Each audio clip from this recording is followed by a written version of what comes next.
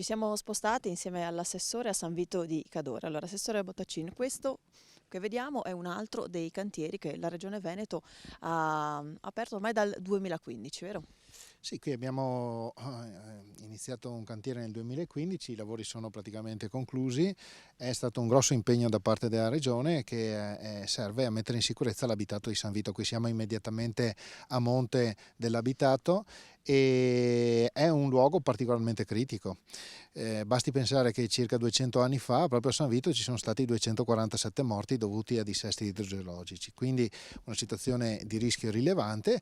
Questo intervento serve appunto a consolidare l'abitato e a garantire una riduzione del rischio per tutti i cittadini che abitano sotto. Allora, quello che abbiamo alle nostre spalle, assessore, è l'Antelao, giusto? Sì. E qui invece che cosa scorre?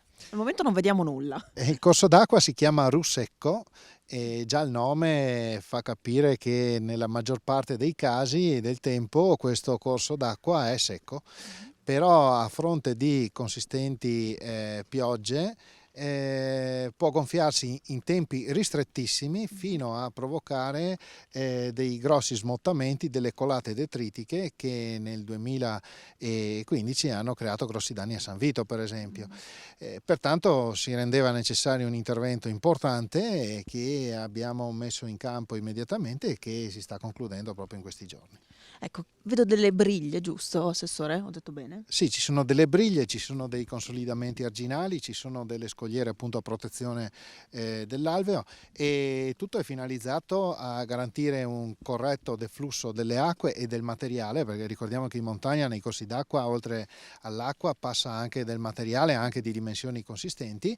Dicevo, garantire il flusso in maniera tranquilla senza che crei dei disagi o dei danni ai cittadini o ai beni, le cose che sono nelle zone che noi garantiamo come protezione. Allora, un altro tema, assessore, che con lei vorrei affrontare è come le caratteristiche del territorio bellunese non sono molto differenti dal territorio del Trentino, dal territorio del Friuli Venezia Giulia, eppure ha comunque delle risorse inferiori. Ricordiamo che il Friuli Venezia Giulia e il Trentino Alto Adige sono regioni a statuto speciale, cose che il Veneto non è.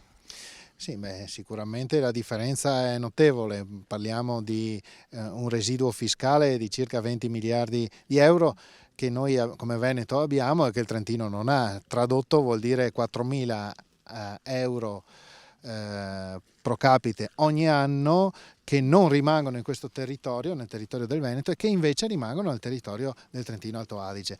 Ovviamente questo ci obbliga a fare degli sforzi notevolissimi per reperire le risorse necessarie a questo tipo di interventi, ma ritenendo questo tipo di interventi delle opere assolutamente prioritarie, noi ci siamo dati a fare in tutti i modi per reperire i fondi a livello nazionale, a livello europeo, su tutte le linee di finanziamento possibili e immaginabili, proprio perché le riteniamo delle opere prioritarie per la garanzia della sicurezza dei cittadini. Certo è che se avessimo lo stesso grado di autonomia di Trento e Bolzano, questo tipo di interventi potremmo farli con i sassi d'oro.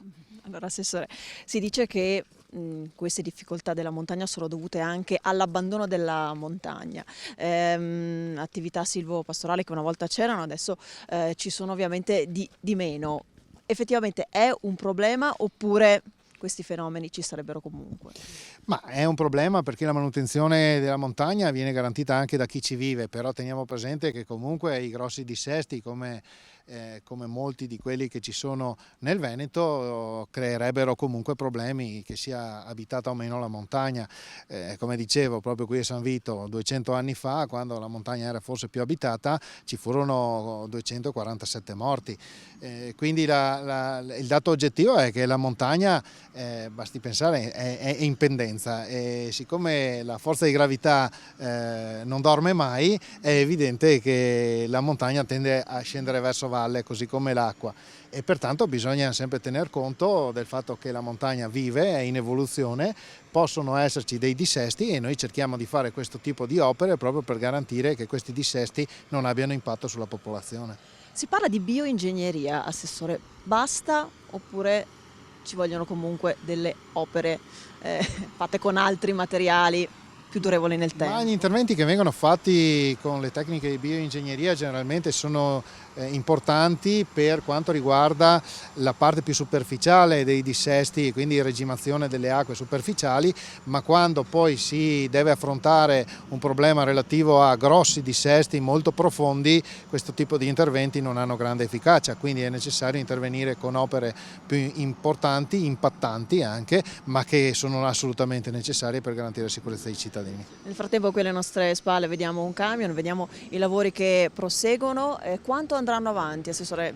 Avete già una stima di quando potranno chiudersi questi Diciamo lavori? che ormai con l'inverno adesso li stiamo per chiudere, questo tipo di intervento è praticamente terminato, abbiamo molti altri interventi come dicevo in corso e quindi proseguiremo anche su altri corsi d'acqua con questa messa in sicurezza del Veneto. E noi questi interventi ve li racconteremo nelle prossime puntate, grazie all'assessore Bottaccin. Amici, continuate a seguirci però perché Verde a Nord-Est continua. Io mi sposto a Bolzano.